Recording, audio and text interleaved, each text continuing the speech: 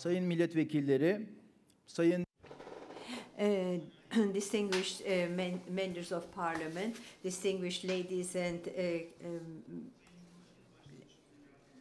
and gentlemen, distinguished ambassadors, distinguished consuls general, and distinguished Dr. Fatih Birol, president of TÜSİAD Erol Bilecik, high-level representatives, academicians, students, and distinguished members of the press. Yes, last year in this room, again, we had the Turkish presentation of the World Energy Outlook to 2016, and this year we will be starting as IICEC to the Turkey presentation of World Energy Outlook 2017. And I would like to thank the International Energy Council, Mr. Fatih Birol. I would like to thank him, and I would like to thank our sponsors of IICEC, members of IICEC, Engie, Enerji, Eren Holding, Shell, Siemens, and Zorlu Energy Group. I would like to thank them all, including the distinguished participants, namely yourselves. Mainly and also I would like to thank the institutional implementations of Sabancı University, Vista teams, IICEC weeks, and I would like to thank them for their contributions. Professor Carmine, Difiglio, Director of IICEC, I would like to invite you to the rostrum for your presentation.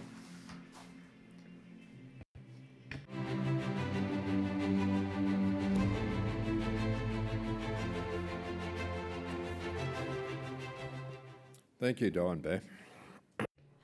Members of Parliament, ambassadors, general counsels, the Executive Director of the International Energy Agency, the President of the Turkish Grand National Assembly Energy Commission, Chief Advisor to the President of Turkey, the TÜSİAD President, distinguished colleagues, press members, and guests. Welcome to the WEO Turkey presentation, organized by the Sabancı University Istanbul International Center for Energy and Climate. We are very pleased to welcome you here at the Sabancı Center for the release of IEA's 2017 World Energy Outlook. This is the 5th World Energy Outlook presentation that we have organized, and are so pleased that Dr. Fatih Birol, the Executive Director of the International Energy Agency, will provide us new insights that have been uncovered by the latest edition of IEA's flagship publication. I'd like to make a few comments about the Istanbul International Center for Energy and Climate. IICEC is a research institute that combines think tank analysis with business realities. Studies and government policies will not achieve sound energy outcomes unless they are supported by sustainable actions by industry. That's why IICEC has been formed as a government, business, academia triangle. IICEC is pursuing this philosophy with in-house analysis, a new research paper series, our energy market newsletters, and growing our expert network. We will be announcing new papers, projects, and events over the next several months. IICEC has become a recognized and well-known networking platform for the region and for the international community. IICEC will continue this message. We will deepen our analytic program, working closely with the faculty of Sabancı University and our network of international energy experts. We have a full program this morning. However, before I close, I would like to thank Ms. Sabancı for her work as chairman of the IICEC Board of Directors, and Dr. Fatih Birol as IICEC's honorary board chairman. I would also like to thank our IICEC members, Engie, Enerji, Eren Holding, Shell, Siemens, and the Zorlu Energy Group. These important companies are essential to IICEC's core mission, the exchange of ideas among thought leaders and decision makers in the region. Now, at this time, it is my pleasure to introduce Erol Bilecik, President of the Turkey Industry Business Association. Thank you for your attention.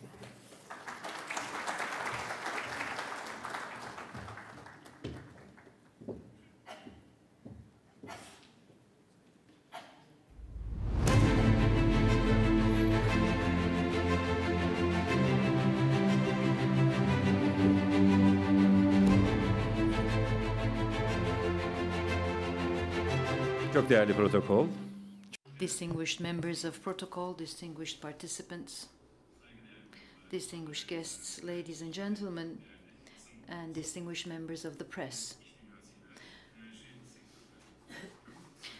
Distinguished representatives of the business community and energy companies. I would like to first of all greet you on behalf of myself and TÜSİAD. Energy is a very important topic for Turkey and for the world, and I'm very pleased to be with you at this very important gathering where we discuss this very important subject with such a distinguished audience. And I would like to thank our hosts, Mrs. Güler Sabancı specifically, for hosting us here. Thank you. Distinguished guests. Our topic today, as you know, is energy. Energy is a very important concept we hear in our everyday lives. In the business community, young people use the word energy in a different way, but what we talk about here is, of course, very different.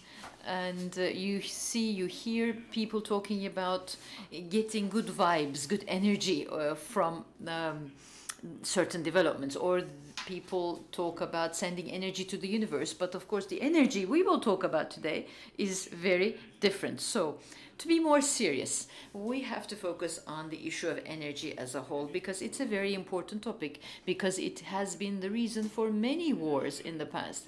We have been facing energy shortfalls in the last 50 years, and this further underlines the importance of energy.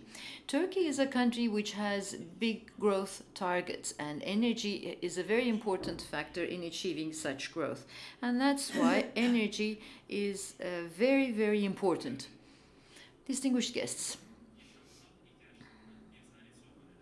energy is a basic human need, and in the thousands of years past, we have seen growth of the importance of energy. Energy today is very important as a basic need, but it's also a very important strategic element in national discussions. Sustainable development, human development index, or global strength are all related to energy in many different ways. And here I can talk about two main elements or items. One is diversity, cost, and sustainability of energy resources, as well as their environmental impact. And the other aspect is how individuals can have access to energy. In many parts of the world, we still see lack of access to energy. This is unfortunately still the case. On the other hand, the modern world is now focusing on the sustainability of energy resources and making sure that energy resources are used efficiently. And so we are now focused on ensuring these goals by eliminating some of the factors that prevent it. So this issue is no longer a voluntary issue, but an issue that we must all take on, because we face a major spiral today. Mankind wants to modernize, improve, and that brings about greater need for energy. And how to make use of this energy is an important question that we will try to address here today.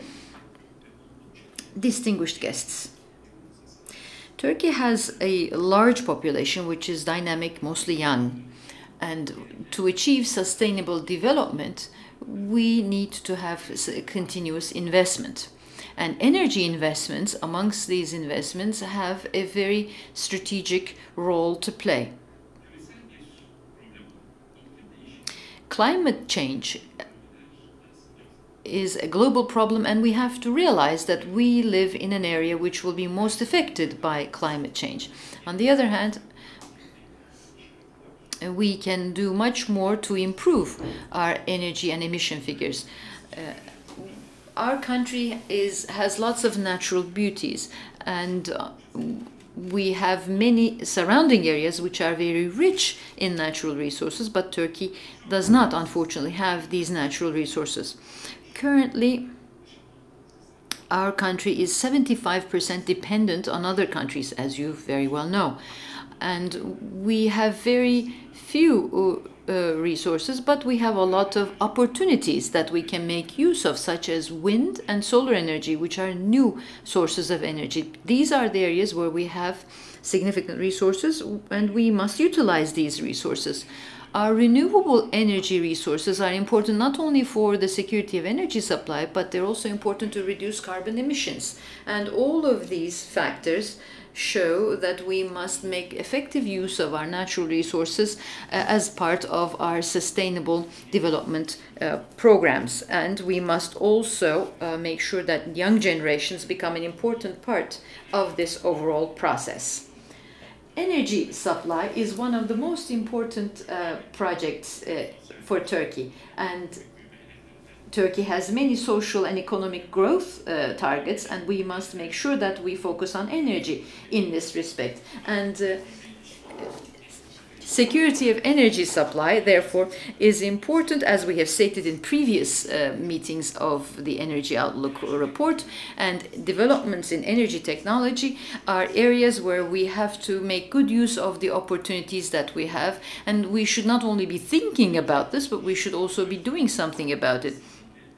Energy demands in Turkey per capita is below OECD and global averages. On the other hand, the potential for growth in this area is quite high, which means that we must strike a good balance in a sustainable long-term way between energy demand and energy supply. And to do that, we need to have transparent, predictable, and more competitive markets. At this point, there are two very important issues in terms of the sustainability of the sector. First, we have to ensure that the market develops so that there is a diversity of supply. The second aspect is to have a sound pricing policy. Distinguished guests, we believe that we have to proceed with energy efficiency as an important goal, but we must also focus on improving the diversity of supply, and we must also improve the market so that we can plan for various sources of supply in the long term. And continuous investment in this area will continue to be obviously very important. To have uninterrupted quality energy supply is very important because it's the driving force of the age we live in. It is one of the most important components of development, and we need to make sure that the flexibility and the efficiency of networks are improved. Smart networks have to be established, and that also is an indispensable part of the age that we live in. Distinguished guests, a short while ago, we as TÜSİAD prepared our position paper regarding climate change. And one of the issues we focused on has been efficiency. Efficiency is very important in a world where resources are drying up quite rapidly. We need to save, we need to be more efficient, because they are the sine qua non of sustainable development. Energy efficiency is important not only from the point of view of climate change, but it's also important from the point of view of the competitiveness and security of supply of energy. And that's why we must focus on resource efficiency and the importance of transformation in the way we utilize energy. And we should take lessons from China. Mr. Birol will present us the report, and he will tell us how important efficiency regulations are in China. The most efficient way of producing energy and the most efficient use of energy are important, not just for our industry, but also for our public finances and the competitiveness of our country as a whole. Therefore, these issues must be at the core of our understanding. In our position paper, we also focused on low-carbon energy resources as well. And as the public and the private sector, we have great potential that we have to make use of in wind, solar, geothermal energies, and these and other renewable energy sources must be brought online, and we need to be determined in the way that we implement these areas.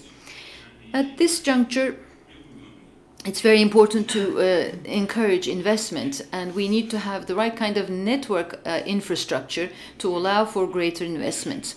And we need to also focus on energy storage systems, because this also will be very important. And we must also focus on other renewable energy technologies, which happen to develop very rapidly, as you know. Distinguished guests, the energy sector has had important progress in a number of areas, and our Minister of Energy has focused on this progress. These can be summarized under 3 main headings, which the Minister also refers to. In the energy sector, we need to, first of all, increase competitiveness. In the technologies, we need to achieve more local technology, and thirdly, we need to focus on security of supply. These are all very important areas, and our ministry is focusing on making effective and efficient use of natural resources, because this will contribute to the welfare of our country, and we support the vision of the ministry in that respect. I would like to end my words, and I just want to underline a number of important points before I do so. First of all, we see today that the main issue is energy in many of the global issues at hand. That seems to be the basis of the discussions in many places, and we have to focus more on production, and we have to consume less energy. We have to be more efficient in the way that we use the energy resources that are available to us, and we all have important responsibilities in that regard. Energy, considering the young population of Turkey, is also a very important area for investment, and it's a great opportunity for the future. We need to have a sustainable energy culture, and we need to make sure that we do our most as the business community to contribute to these goals.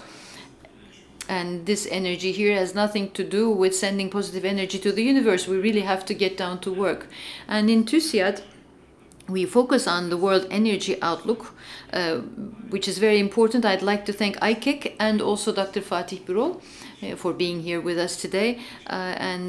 This will be a very important presentation. I hope that these events will continue to contribute to the sustainable development activities in our country. I greet you all as the president of TÜSİAD. I thank you for your attention, and I hope that you have a lot of energy. Thank you.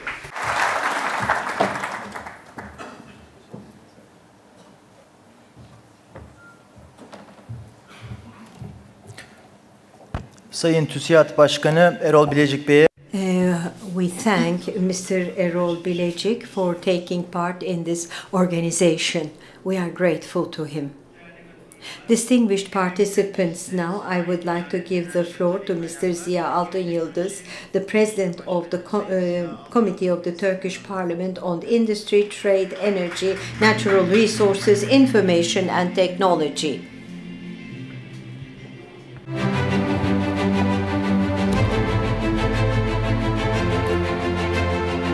Sabancı Holding.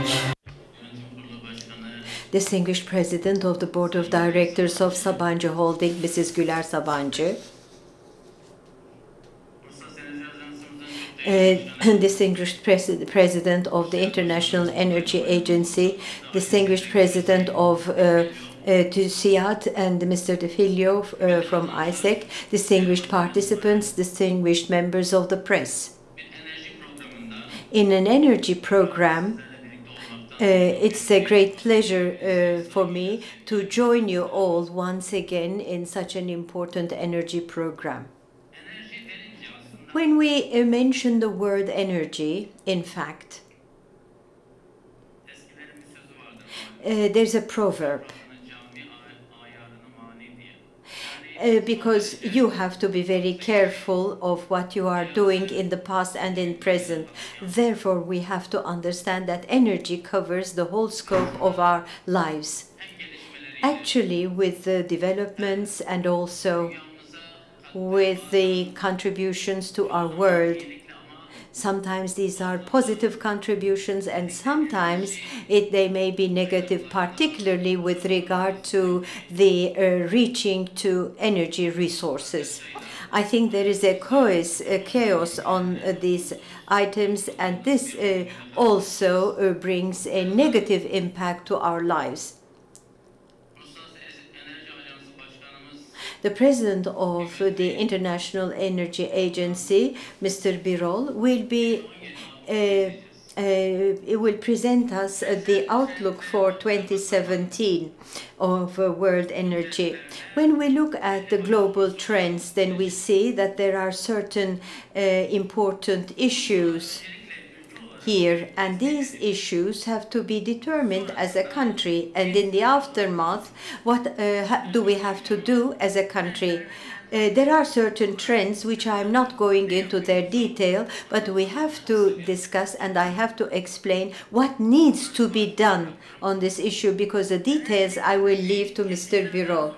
The demand for energy started to increase after the 70s, but the increase of the productivity of energy and also the value attributed to productivity will cause a decrease in demand due to many other reasons. And we have to answer that question. In the region, as Mr. Bilecik has underlined, we are energy dependent, but we are in the process of a transformation, and in our country we are trying to decrease this dependency. Particularly, the transformation in energy has to be converted into an advantage. This is the approach that needs to be followed very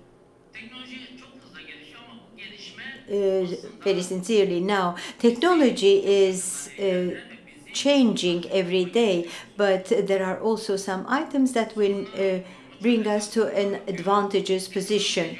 The problems are increasing. The economic and geopolitical changes are of major interest to our region and to our country. On the other hand, there is the fourth industrial revolution, which is accelerating this process, and here two issues are important. The increase in electrification in energy and the digitalization, the increase in digitalization. And as it was before, also in this period, there is a transformation, a change, a development and this is the and here the energy is the locomotive of these all changes. Certain countries, even if they do not comply with the agreements, due to the the increase of the climate, the warmth in the world, and if we consider this conjuncture, we see what we need to do as Turkey. Distinguished colleagues, when we look at the initiatives taken by our country, I can say that energy is integrated into our social lives, but I will comment on the production of energy. Turkey is a growing country, as you all know, and the growth figures are number one in this field, in the global field. With the growth rate, high growth rate recently in Turkey, we are increasing the energy demand. We have a 5% increase every year in energy demand, and we also have to diversify our resources. And in doing all, we have a strategic approach that is facing us. Within this approach, as you have witnessed in different platforms, there is some certain issue that we have to implement, namely our President, Mr. Recep Tayyip Erdoğan, and our Energy Minister, Mr. Albayrak, have put together certain strategies which show our intentions very clearly, namely during the transformation age in the world, will Turkey be also a factor in this transformation? In this transformation, Turkey has positioned itself anew. The dependency on fossil energy resources is important, but with the technological development, Turkey has an advantage. When we look at global trends, we see that there is a change from fossil energy resources to the renewables. And here, what has our strategy as content? In our strategy, we are working together with the private sector. And we believe that in the energy sector, the private sector should be the locomotive, and this is important for growth. This is the particular duty of the private sector. Liberal, transparent, and acceptable market conditions have to be established. In electricity, we have done very important steps in liberalization. Now, all these initiatives will also be involving the natural gas area. Secondly, dear colleagues, domestic renewables are now in the forefront, and the most important issue here are the renewable resources. As you know all, renewable resources, particularly in electricity, increase in the starting with the year 2000, and our power was increased from 32 megawatts to 88 megawatts. And there is a security and safety portion here. 50% of the demand for energy has now been targeted to renewable resources. So renewable resources are very, very important for us. And our dependency for fossil resources, we are no longer we have also severed our ties with these resources, and now we have a new model. On the one hand, we are decreasing the costs, and on the other hand, we make the technology transfer possible. And also capacity development and human resources, we are increasing these and we are generating new capacities. And there is another strategic importance for us, the increase in renewables, but at the same time to own technology and to produce the equipments in Turkey, and to generate and implement the R&D, and to generate new and competent and efficient researchers. We want to convert this power as a transferable power. In increasing these resources, dear colleagues, on the one hand, we have to evaluate all our resources, but also we have to feed these resources with human resources. Sun and energy, solar energy and wind energy, as you know, we have reduced the cost by 1/3. And these resources, both in solar energy and in wind energy, we will have an additional 10 megawatts resources in the upcoming period.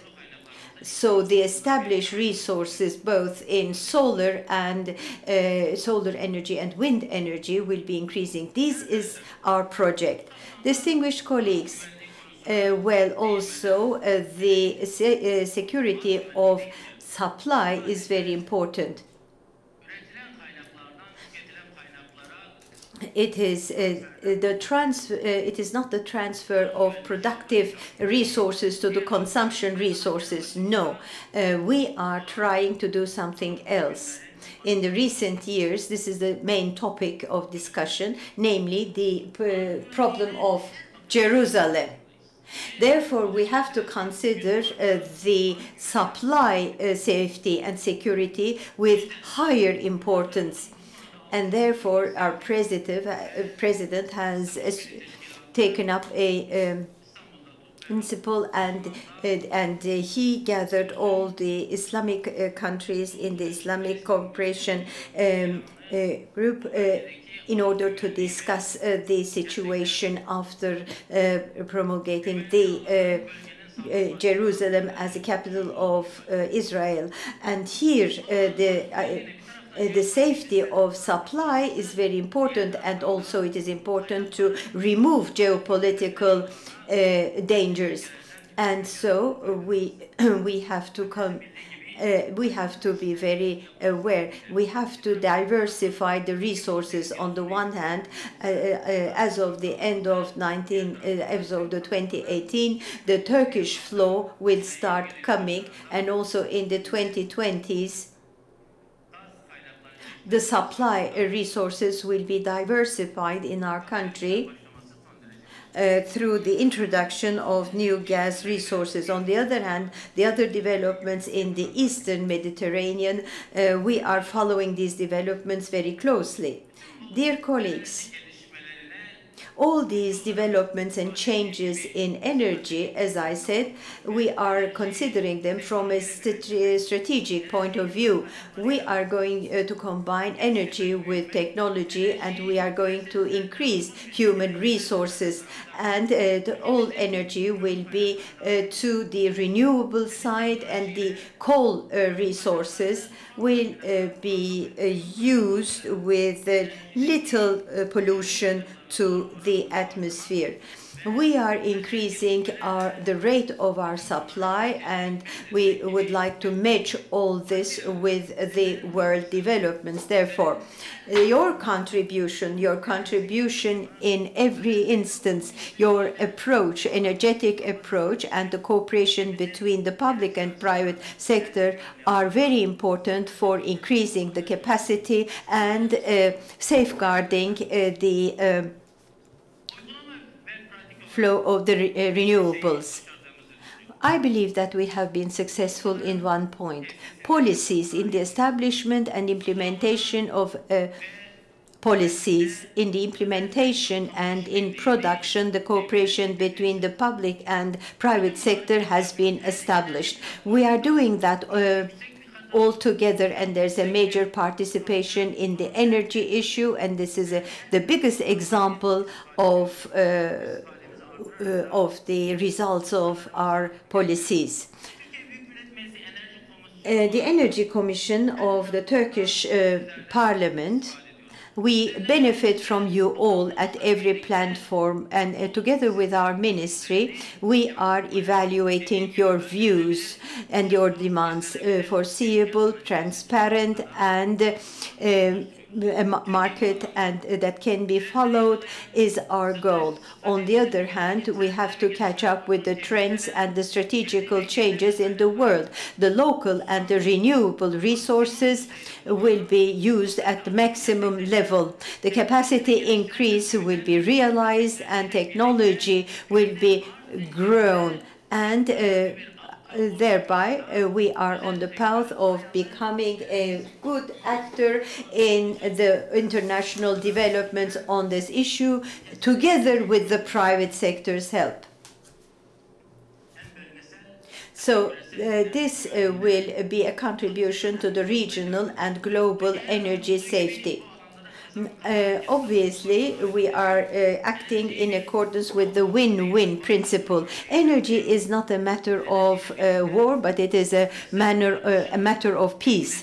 And in order to establish peace, we are taking strategic and important measures. Our togetherness today will give us the possibility to read the recent developments from a clearer perspective, and it will contribute to all your initiatives greatly. And I would like to thank Mrs. Sabancı and Mr. Fatih Birol for making this coming together today a reality. Thank you very much for your attention.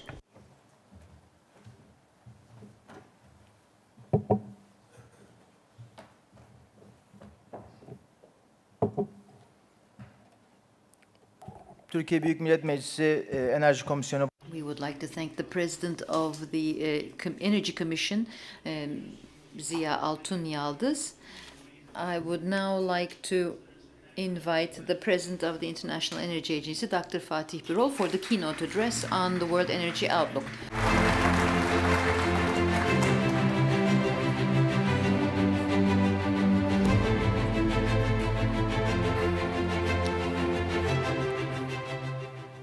TBMM Enerji Komisyonu Başkanı. Distinguished Chair of the Parliamentary Commission on Energy, distinguished Presidential Advisor, distinguished Mrs. Güler Sabancı, distinguished ambassadors, diplomats, dear colleagues, I would like to start by greeting you all. This meeting has become a traditional meeting. In fact, it's become a tradition. I think we have been doing this for 5 to 6 years now, and this meeting gives us an opportunity to discuss the developments in the energy sector. I will make a presentation as usual, and if you have any questions, then I will try to answer those questions. This report, Outlook, was published in November, and it is the best-selling energy book in the world for this year, as before. The book refers to a number of issues. Of course, the energy world is very dynamic, so many things change, things that we discuss in the book. But the cover is red and yellow, and that will remain. Although the information in it changes, the colors of the cover won't change. And many people in the world use this book as a daily reference book. Now, I want to turn to this year's book and say a few words. I think we focus more on strategic issues this year as compared to previous reports. Let me first of all start with the following. There are 4 main changes, structural changes in global energy. The scale of these changes and the speed with which they occur are both very important. What are these 4 major elements of change? The first one is that the United States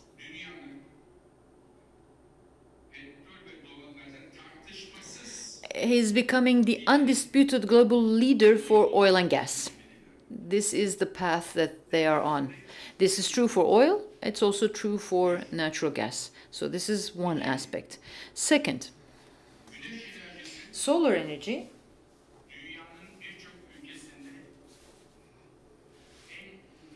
is on track to become the cheapest source of new electricity in many countries. There is a lot of decrease in costs. If you compare 2014 to 2017, costs decreased by 50%. When we compare 2017 with 2020, we would expect to see another 50% decrease. The third important factor is China. This is really important, not just for China, but for the rest of the world as well. China has a new economic policy. China has a new energy policy, and the old Chinese policies are changing, and we will see a new picture emerge in China, and this will significantly impact us all.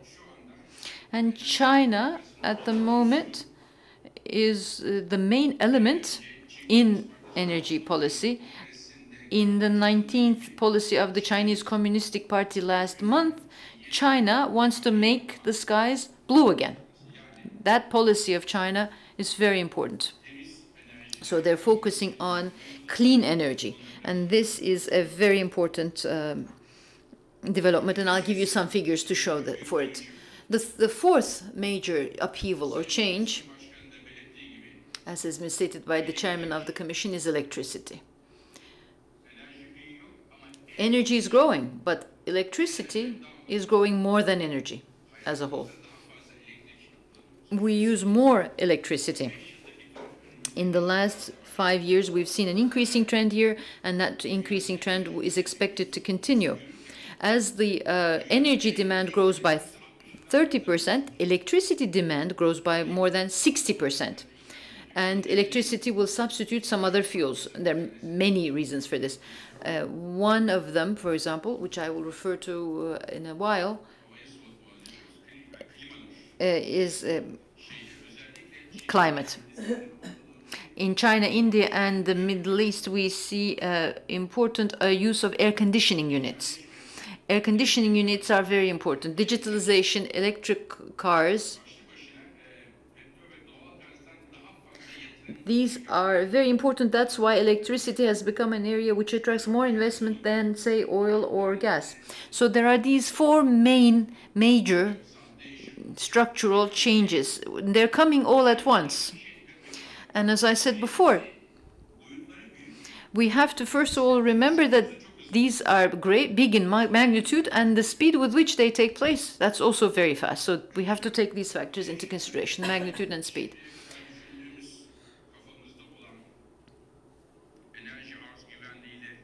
So we have to consider this in line with many of the definitions that we have been talking about security of energy supply, cost, and environmental issues. We have to look into those definitions under the current circumstances, and because we cannot afford not to take into consideration these four major developments. As governments, as the business community, we do not recognize these trends, then we would have wrong policies, we would make wrong investments. This is not just an issue about national defense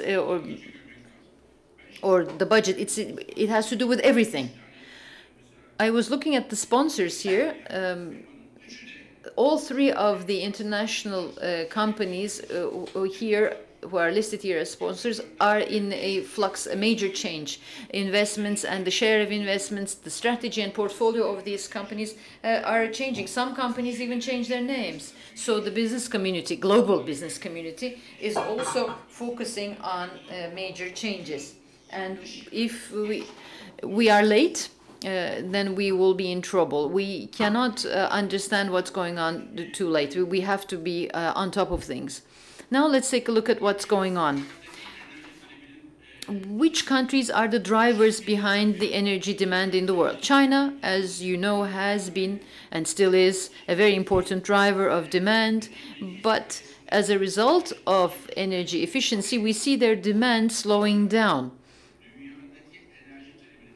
And currently, the engine in the world, in many ways, is India.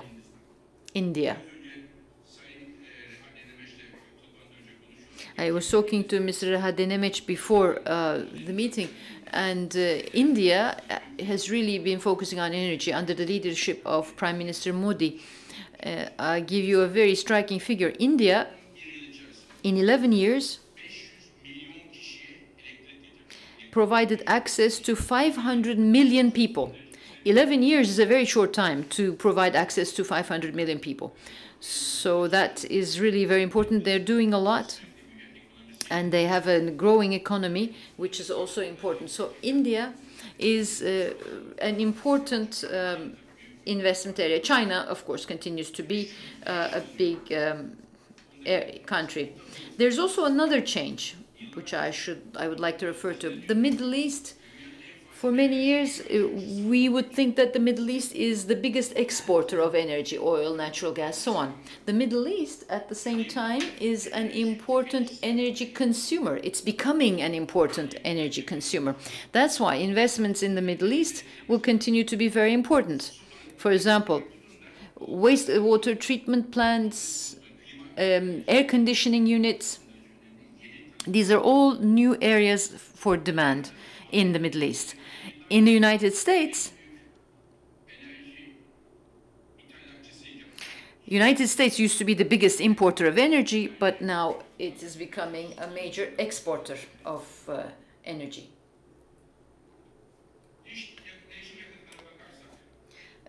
Let's take a look at different fuels. Coal, for example. In the last 15 years, the previous 15 years, there was significant growth in coal, but coal is going to slow down, which we can see now. 200 gigawatts of investments are being constructed right now. And once those are completed, then we will see a drop in this area. Oil will grow, but not so as much as it used to. Natural gas, in all of our scenarios, is the fuel that will continue to increase. But the largest increase in energy demand will come to or with renewable, and to a lesser extent with nuclear. Renewable energy is the biggest source of growth as at this point. And we looked at China here, because when China changes, everything changes in the world. So we have to understand China. That's why we looked at China. In China, we see in the last 15 years that almost all coal in the world was consumed in China. But in the future, going forward, we'll see a decrease in the use of coal. In fact, we actually see it happening in the last few years. This is all due to the new policies which I referred to earlier. China will continue to be important in oil and in natural gas. China can change the whole equilibrium in natural gas, in especially Asia. Because until recently, LNG prices in Asia were around $5–6. With China pushing natural gas, using natural gas to substitute coal, we see prices at $10. So when China changes, the world changes. This is what's happening, and in this case, it has an impact on natural gas prices. China is #1 in renewable energy too, in solar, in wind, in hydroelectric. They are #1 in nuclear energy, in energy efficiency, in electric cars. So China is very much focused on clean energy. They are taking important steps forward. And there are important, and there will be important implications arising from this as they pertain to international competition. What about the electricity sector? If you look at the last 10–15 years, we see coal growing, gas growing, and renewables growing. This also has to do with support in terms of incentives. There have been a lot of incentives in these areas. In the future, we look at the current policies, the current plans, and in the future what we see is the following. Coal will continue to grow. There is some decrease in some countries, increase in others. India still uses coal, so there is increase there. They have coal-fired power plants still. In Southern Asia and Eastern Asia, we see coal being used, so there is some increase there. But in Europe and in China, we will see a decrease. Natural gas continues to be strong. Natural gas, the total demand for natural gas is not there only for producing electricity, but we see this demand also for heating industrial facilities and residential homes. There's a lot of increase there. In China, you have petrochemical facilities, you have residences, and all of these places are switching from coal to natural gas. And we will see the same thing happening in India soon. So this will create a change in the natural gas market in the world.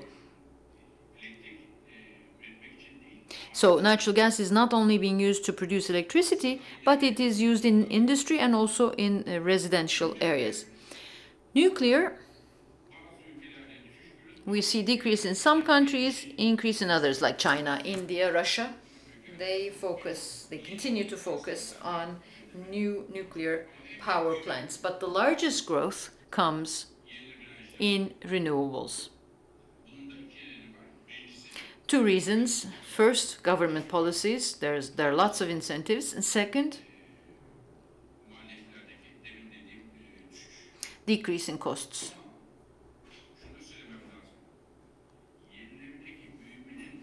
But I have to say that the growth in renewable energy also brings about some issues. Because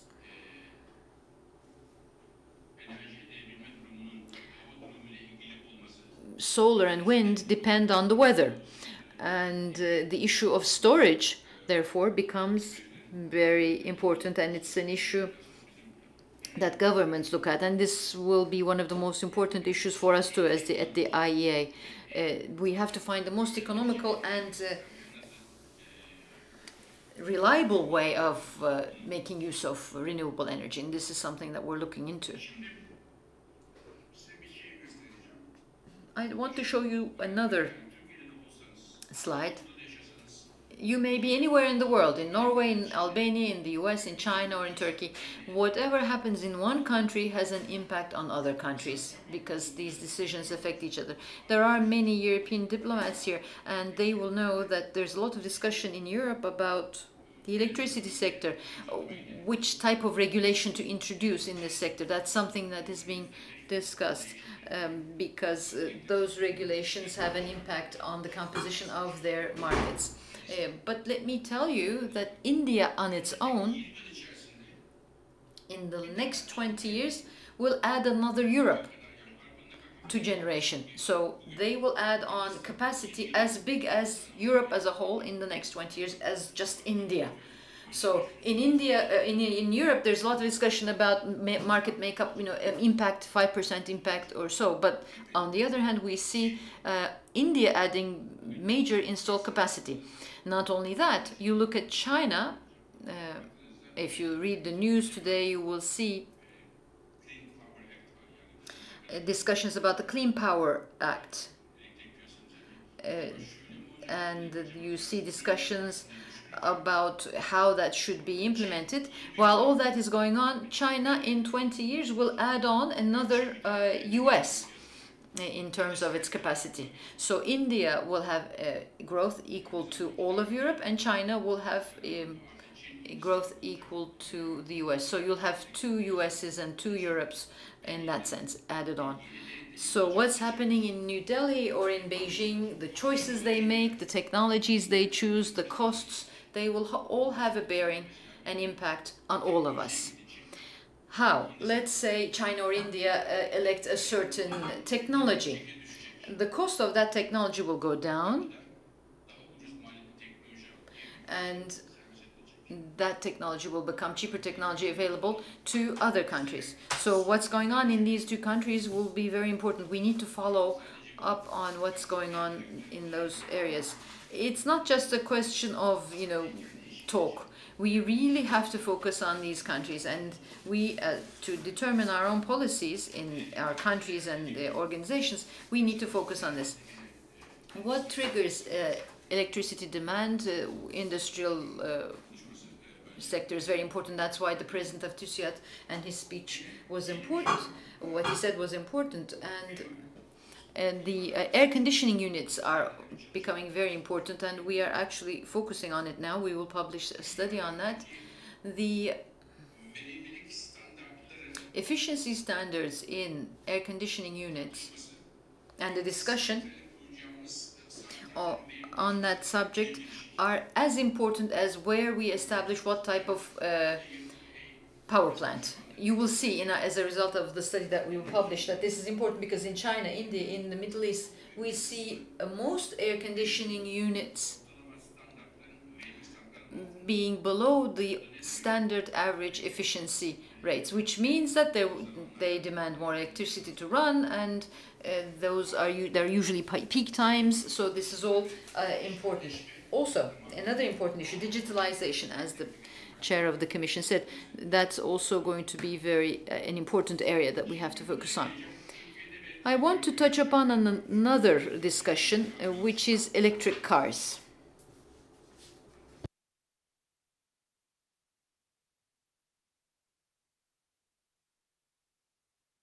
On electric cars,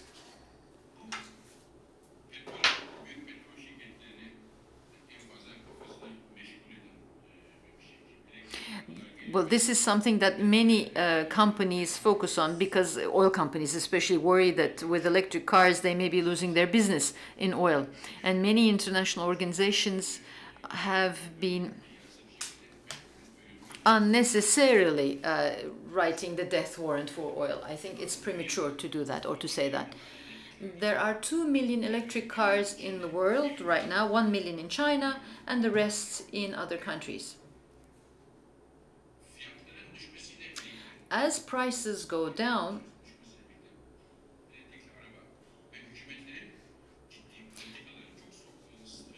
electric cars, the number of electric cars are on the rise, and governments are also supporting it. In France, where I live, in the UK, in the Netherlands, in many northern countries, we see major incentives in those countries regarding electric cars. And the costs are going down, so we will see an increase in the number of electric cars, about 300 million by 2040. That's our projection. There are some who are more optimistic or less optimistic than we are, but 300 million would be about right. I said there are 2 million cars right now, but there are 1 billion cars in total in the world right now. So 2 million of that is electric. When you have 300 million electric cars, there will be 2 billion cars in total, so the percentage or share of electric cars will grow. When you have 300 million electric cars in the world, what does that mean? What will be the effect? It will have an impact on oil production. I'm sure there are many people from all companies here. And it will also have an impact on CO2 emissions. Let me say a few words about oil first, because as some people have said, electric cars will be the death of oil. Well, this is something we don't agree with. Why? With electric cars and with internal combustion engines becoming more efficient in existing vehicles, we see more efficient use of oil. So oil is less used. That's right. That's true. And in some countries, oil is used for electricity generation, and that's also decreasing. Sometimes fuel oil is used for heating, for example, and that's also going to go down. But trucks, aircraft, and petrochemical facilities will continue to use oil. So there is almost no alternative to oil in these facilities or in these channels. So oil consumption will grow. It will be less of a growth compared to the past, but there will still be growth. So it's too premature to write the death warrant for oil. It's wrong, and it could create some misguided decisions on the part of the investors.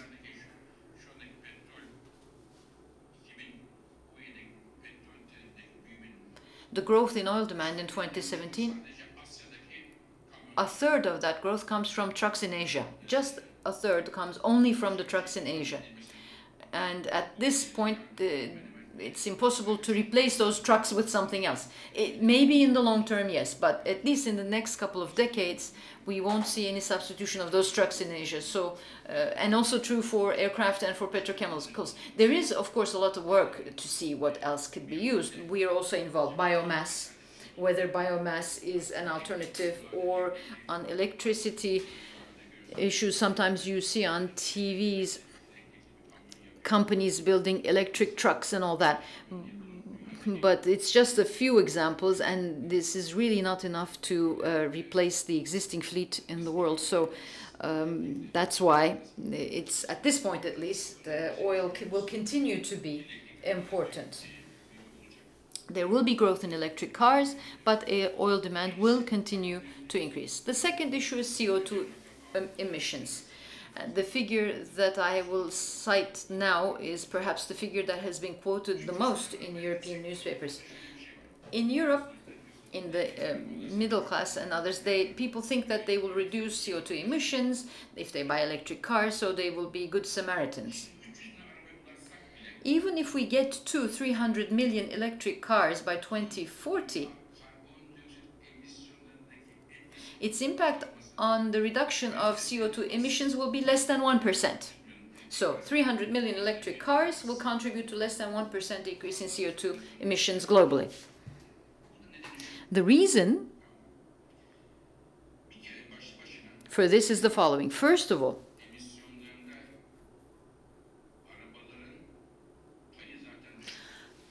share of cars in global CO2 emissions is very little. So the main problem isn't passenger cars. Secondly, even if you drive electric cars, you would still have to charge them. You need to still have access to an electricity system.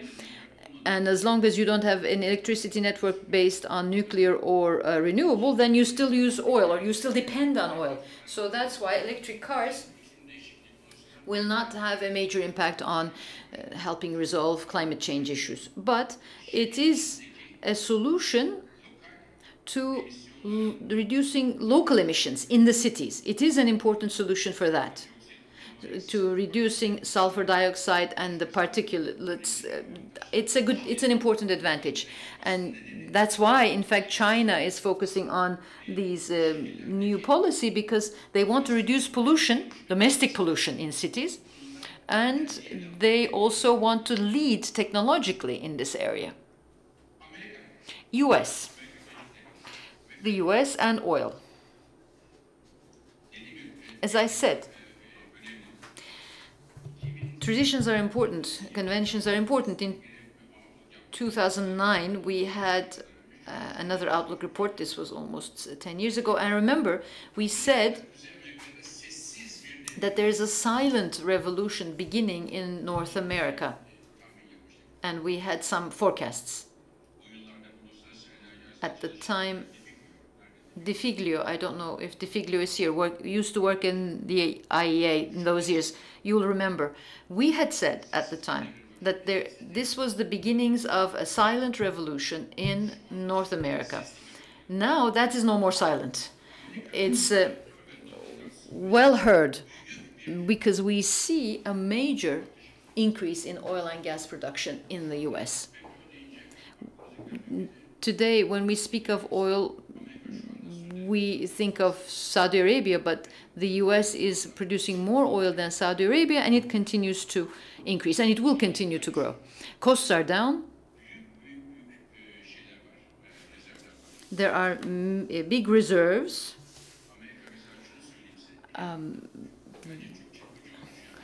This is very striking as someone involved in the energy business. This growth in the US began or happened in a very short period of time, 10 years. 10 years is a very short span of time for energy. Same thing is true for natural gas. For with shale gas, with shale oil, we see this happening. The US is producing a lot of oil and gas. Russia, as you know, is a well-established, well-known gas producer, but US now produces more gas than Russia. And in the next 7 or 8 years, the difference between the oil production, or gas production rather, between the US and Russia will even grow. The US will produce 30% more gas than Russia. And this will change all the balances, the equilibrium, because this will have an important impact on the oil and gas markets. Some of you might be following this. OPEC, members of OPEC, they meet in Vienna, take certain decisions, very important meetings. However, those decisions are not as important as what happens in the US. So the US on its own is driving that change. So because production continues to grow in the US, and the fact that oil sells at $60 or more is going to have another impact on that. The second important issue is energy security, and the third is foreign policy. So the US, as an important exporter of oil and gas, will have a different foreign policy. as opposed to the US 10 years ago, when it did not have the same kind of advantage in terms of exporting oil and gas. So this will certainly be a major difference. Doğalgazdan bahsetmek istiyorum. Let me talk now about natural oil, because it is important for our country as well. As you know, natural gas is transported in two different forms, with LNG and also with the majority is through pipelines and LNG, as I said earlier. However, as a result of the developments that I mentioned earlier on, this development also changes, and the share of LNG will be increasing very considerably. Not only the US, but also Australia is a very important country for natural gas, followed by Canada, Brazil also slowly but surely, East Africa. These are countries which bring LNG into the markets at a considerable quantity. Therefore, there will be a structural transformation in natural gas, which will have an impact both on prices and the roles of the players. For instance, the gas exporters today and tomorrow. Right now, Russia has a major dominance as a natural gas exporter, and it will continue to be that, but US, Canada, Australia will join the market as new exporters. Most of them, most of these countries have also finished their agreements where the LNG will be transported.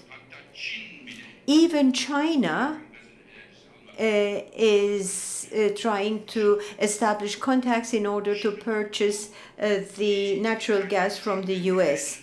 Now, for importing countries, this is a very, very good and opportunate period. And the countries should not miss this possibility. This will be a historical mistake if they do it. And the composition of the exporters has changed as well, but the same applies also for the importers. The most important gas importing region is the European Union, but Japan is a very important country from all perspectives, and the supply and demand safety in this country is very important. So the role of the European region will diminish, but also Asia's share will increasing, and there are very important countries in this group like Japan, China, India, and Korea. And what does this mean? This is a very good opportunity for all these countries. It is like a natural lottery that they have won.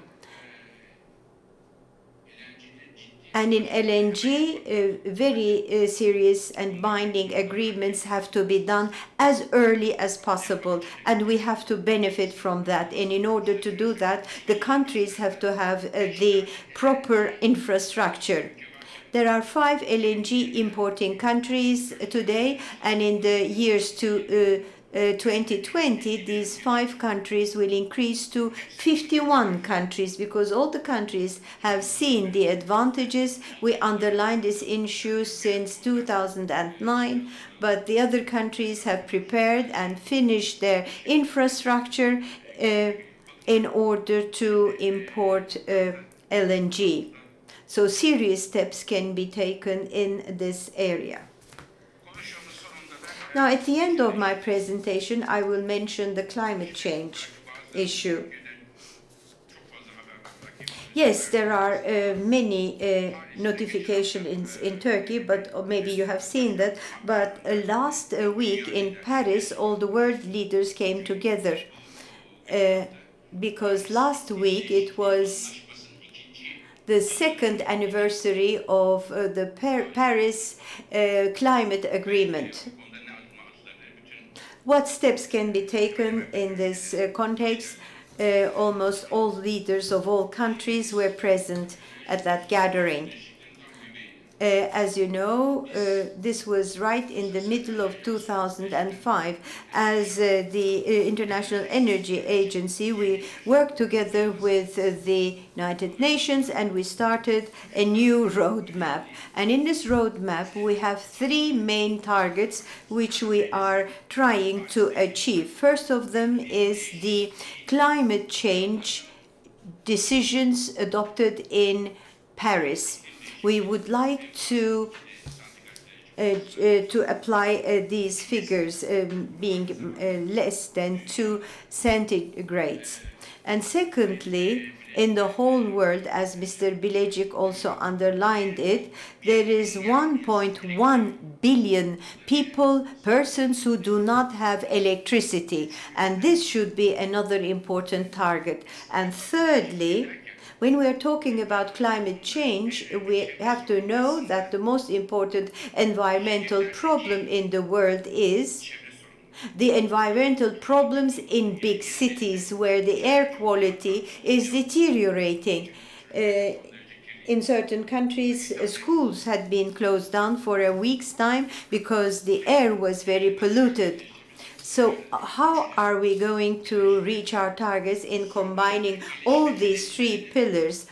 And this is also included in the UN development, sustainable development and energy strategy.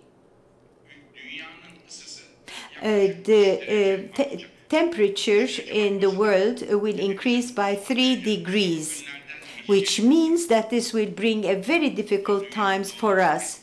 And the natural balance of the whole world will change. And to bring that down to 2 degrees, there is a big and inconceivable efforts in order to reach that target. And the whole world is not aware and is not taking precautions.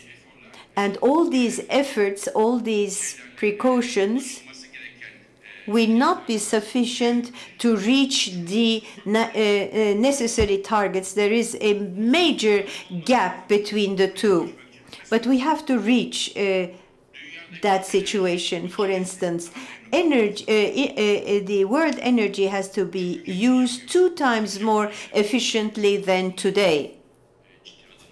And many countries are taking important steps in this direction, like Russia, China. Well, energy sufficiency. Again, this natural gas has to be included in the energy mix in order to have more renewable technology and new technologies, the electrical cars, and so on. But unfortunately, I have to admit here is that we are not far away, but very far away from the rates that were adopted in the Paris Agreement. This needs to be taken very seriously. Now, as conclusions, what is going on in the energy sector of the United States that will have an impact on all of us, on the natural gas prices, trade flows, investment and energy security, and also other investments as well. And there is also the foreign policy issue, but I do not want to enter into that topic. Secondly, natural gas is growing in Asia. I'm underlining Asia. Why? Because the biggest consumption engines, China and others, are in Asia. And the reason for that is mainly the costs. It will be better conditioned costs, and obviously the target is to bring an end to the bad air in the big cities. And also, in producing natural gas, sometimes you have the methane gas, and this needs to be taken into consideration by all environmentalists. Thirdly, China. China is changing. It's undergoing a major trend. 10 years ago, the oil demand and coal demand in China was very high, and the carbon dioxide emissions, they were all brought into a havoc. But now, with regard to renewable energy, they are showing a very serious initiatives, efforts. And once again, this will have an impact on the world energy markets, but in a different dimension than before. The size of China, the size of the country, the size of the population, and the implementation of the adopted decisions will have an impact on world energy markets.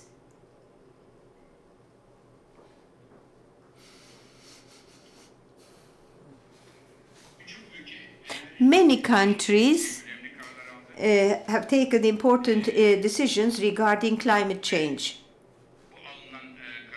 And all these decisions and the commitments made in Paris are slowly but surely implemented. But the commitments adopted in Paris and implementing these commitments will not bring us to our target of 2 degrees. Most important than this is not only to fulfill the commitments, but beyond that, we have to show major efforts in order to, otherwise we will have to say goodbye to the targets of climate change. And finally, I will comment on electricity and electrification, because we have many colleagues who work in these sectors as well. In the electricity sector, there is a major interest in this sector. Many oil and natural gas companies are now shifting their portfolios to the electricity sector. IOC, for instance, many of the international oil companies are now going towards the electricity market. For the first time, we have for 100 years a perspective to where the energy investments are targeted.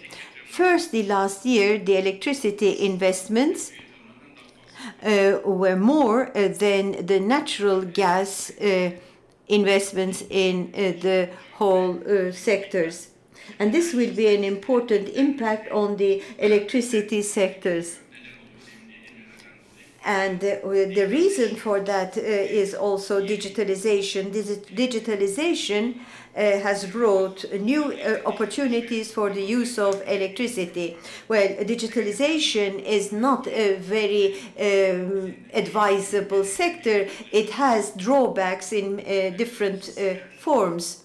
But cyber safety and security is another important issue. Digitalization is, regarding the cyber security, increase the vulnerability of our systems, and we have to take measures in order to prevent that. Now, dear colleagues, this was a summarized presentation to you. I would like to thank you for your attention. Şimdi sorularını... Now, if you have any questions, I will be very glad to answer them. One by one, please. Let's start with this gentleman here, and then we'll go over to you. Thank you very much, Mr. Birol. Your presentation was excellent and challenging. I don't know whether I missed it or not, but energy productivity that you used, you said that we have to do two steps on that ahead. But we have not discussed the issue of not consuming by megawatt basis. Are there any steps taken by other countries? Could you also comment on that?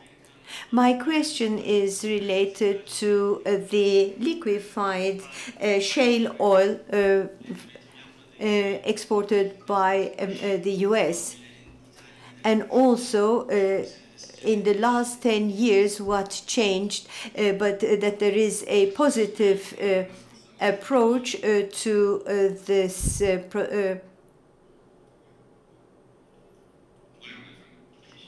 manufacturer. Yes, thank you very much. It was an excellent presentation as usual. I'll have two short questions. The first question is that the US is the biggest oil and natural gas capacity, and they are also exporting them, and they are #1 in exports as well. This adds new power to the rather high power of the US. And in the recent crisis of Jerusalem, what can that have an impact? What lies between the iceberg? And this will that create a war in the world energy sector? And second question, you have mentioned the impact on China on the trends. And so China has a very good situation in several energy items, but the new cars will and the nuclear programs of China and India, will that be sufficient in order to reach the targets? Because otherwise, in a very short period, the world will be converted into a gas chamber. Well, let me answer these questions, and then I will come to the second round. You mentioned energy productivity. Now, energy productivity forces the countries regarding environmental pollution, and also very important policies have to be developed in this sector. And we have to implement key policies on these issues. Many countries is emphasizing energy productivity so fiercely that they are opting financial revenues, increased revenues. Namely, as an important countries, I can show Japan. Japan is an old champion, but new champions are coming on. China, for instance, regulations are also there, but China does not have an experience in the new and domestic electrified products, or the construction of the house or a construction of buildings. This is the situation in China. Now, let me give you a figure. Right now in the country, every new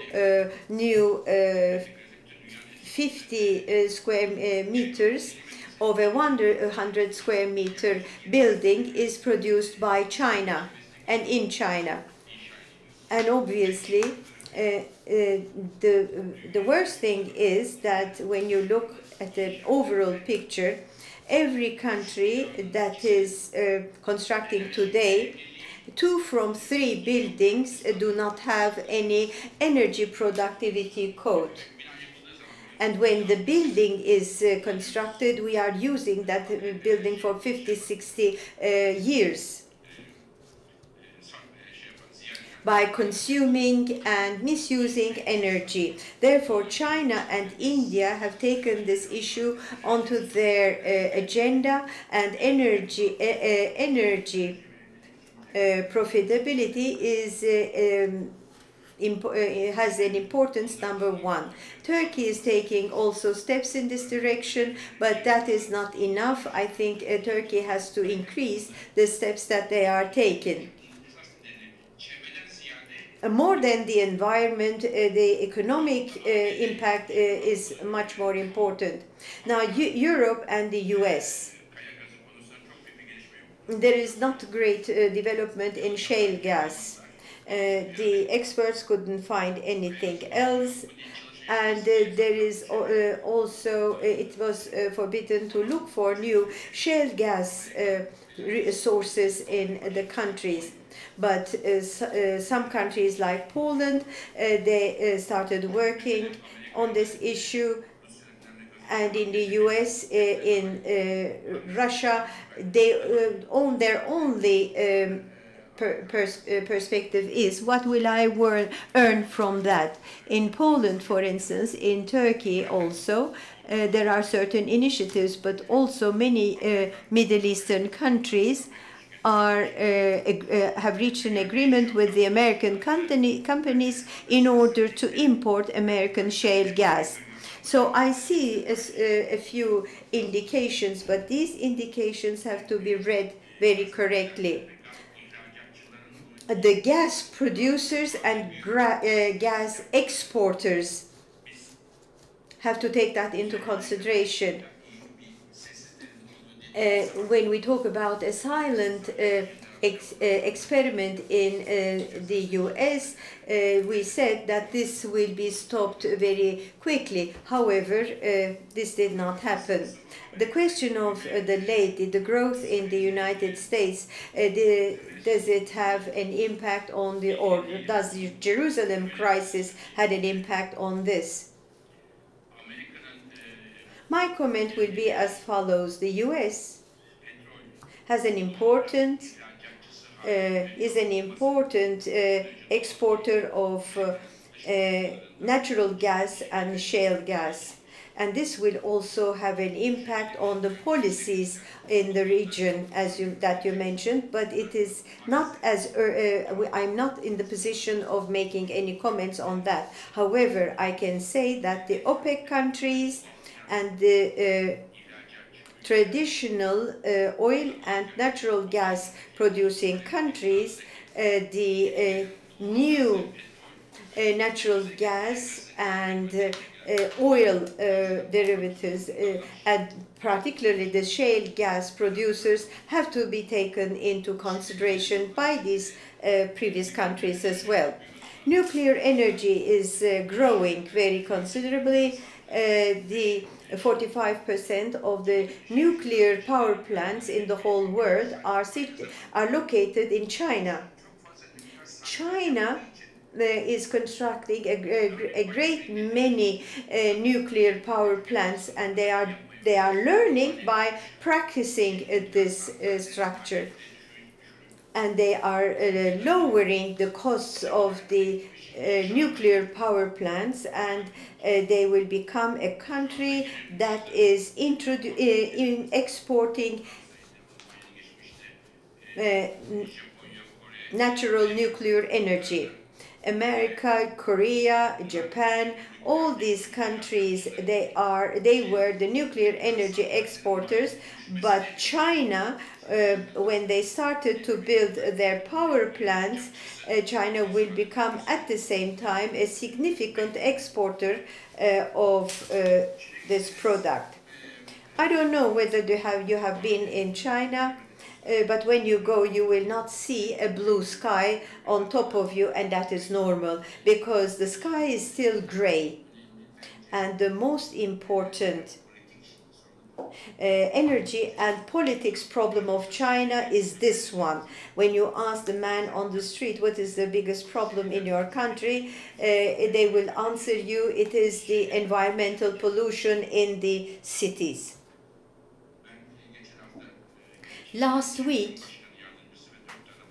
I had a meeting with the Deputy President of China and other important personalities, and the only thing that all of them had in mind was renewable technologies.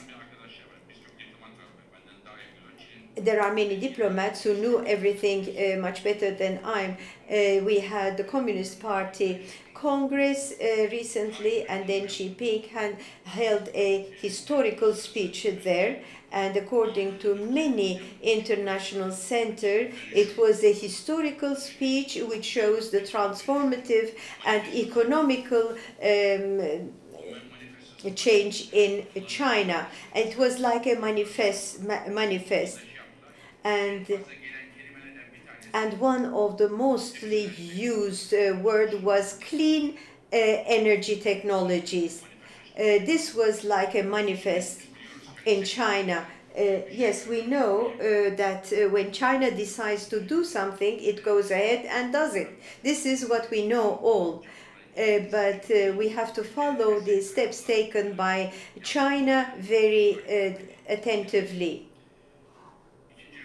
Second round questions.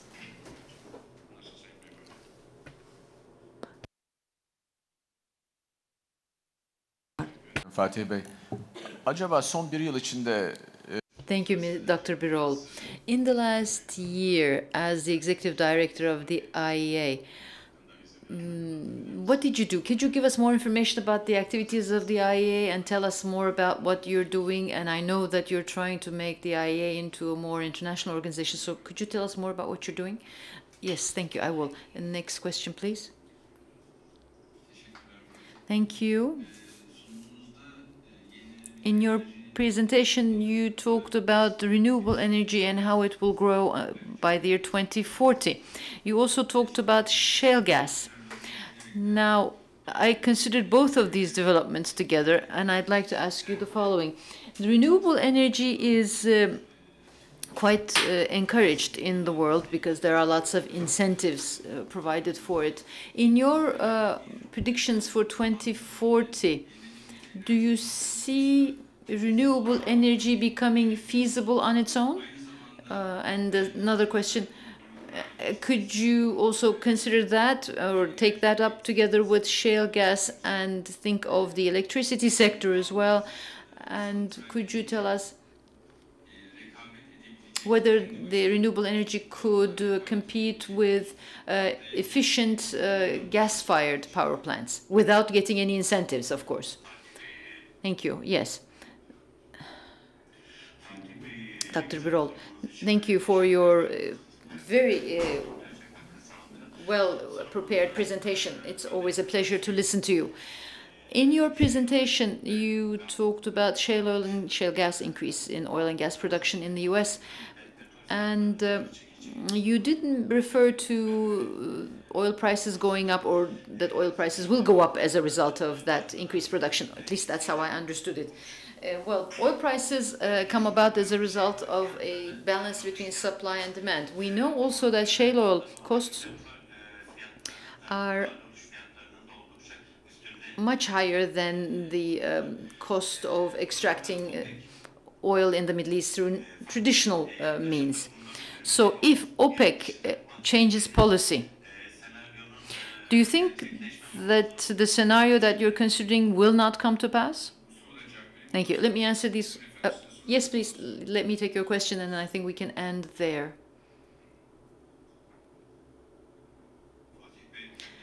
Dr. Birol, thank you also for this very good presentation. Congratulations to you. I have two questions. The first one is about digitalization, whether this will create some sort of independence in the sector. Will we never need networks? In other words, that's the first part. Second, I think politics underlies all developments in the world, as is the case in our country. So, the leaders running the world now, do they, in your view, understand the problems regarding climate change? Thank you for these questions. I was asked to finish by 11:30, so I will try to respond, and then I'll be outside. If you need any more questions or need to ask any more questions, you can always find me, and I will try to answer them. The question of the ambassador: what are we doing at the IEA? I was elected as the chair of the IEA or director of the IEA 2 years ago. At that time, the share of our members was 38% in global energy. So our impact was 38%, our footprint was 38%. 2 years ago, we opened the doors of the agency to developing countries. So, because up until 2 years ago, it was the rich countries club, US, Canada, and European countries, Japan, Korea, Australia, New Zealand. In 2 years, we have in our family new governments. Which ones? China, India, Indonesia, Mexico, and a few other important countries. Now, IEA's share is 72% as opposed to 38% 2 years ago. So it's very representative in that sense. And not only in terms of consumption.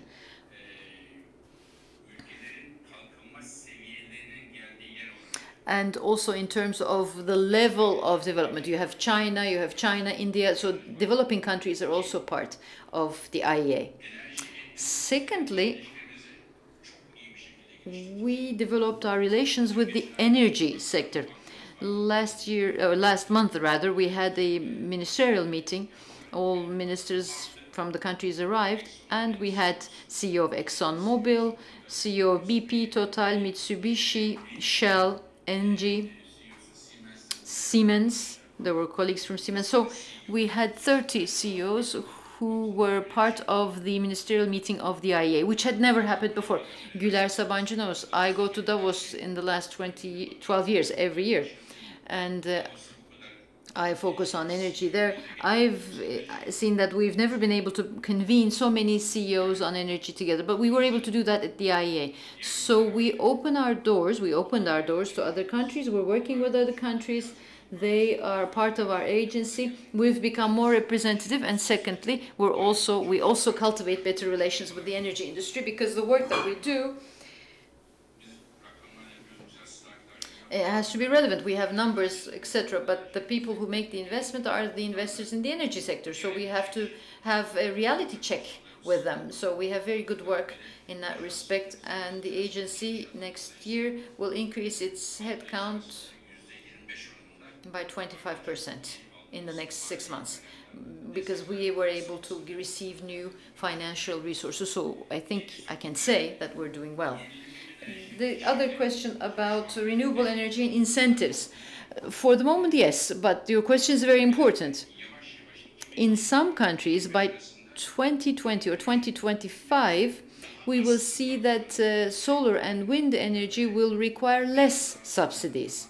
And over time, we will see subsidies phase out, so that there will be renewable energy without any subsidies supporting it. That's clear. It's going to get there. There is decrease in costs, not in all of them. In solar, for example, and in onshore wind, we see that decrease. But with offshore wind, we will still need more incentives. But the trend is less cost, less subsidy. That's the trend.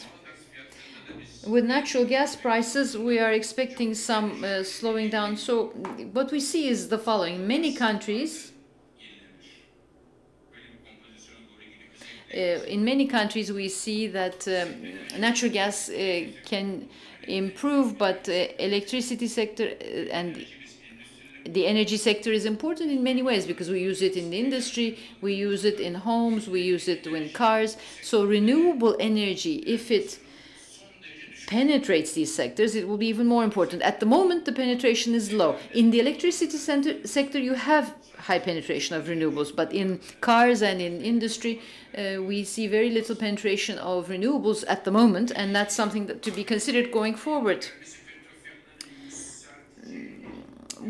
I don't think oil prices will increase because of the US. In fact, prices may go down because if there is a demand deficit, production can increase. But as you said, costs in the US are more than in Saudi Arabia at the moment, but still, the oil sells at $62 and almost it's profitable to invest in almost all energy resources. you needed to have $80 2 years ago, but now in many of the investments you can do the investment for $40 and you can get a lot of profit out of it. So it's very profitable, and that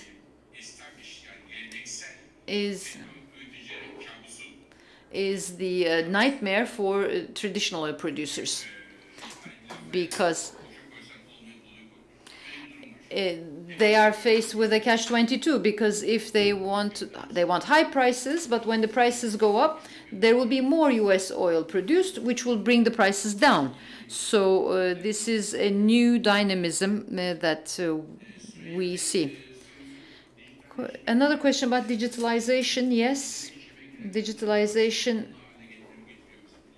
makes us less dependent on networks, and that's the trend going forward. Many countries are introducing new regulations and incentives in this area, and distributed generation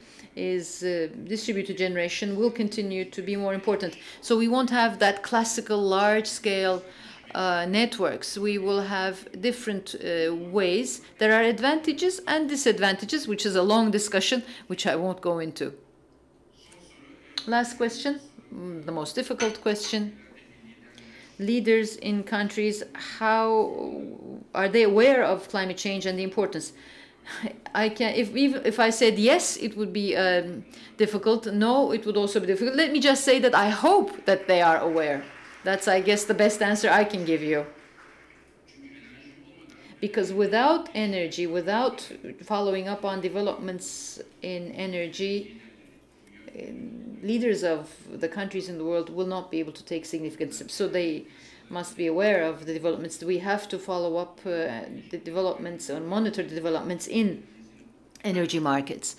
And we have to take into consideration these concerns, and energy, foreign policy, and defense policy. All must be built on after a careful monitoring of the energy market. And this has an important bearing on many decisions, like which car to buy, down to the whole household level. So the work that we do is very important in the sense that it provides some pedagogical assistance to the leaders so that they can understand what's going on. This is one of the things that we would like to be able to do for them. So I would like to end by thanking you, and if you have other questions, we can speak one-on-one. Thank you and goodbye.